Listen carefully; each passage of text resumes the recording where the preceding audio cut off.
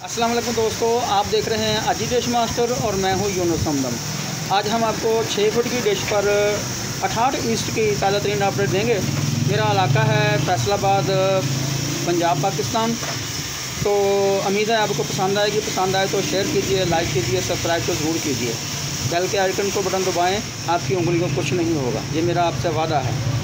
और आपका पैसा भी कोई खर्च नहीं होगा। बहुत बहुत शुक्रिया। चलिए डिश की तरफ चलते हैं। उम्मीद है आपको वीडियो बहुत पसंद आएगी।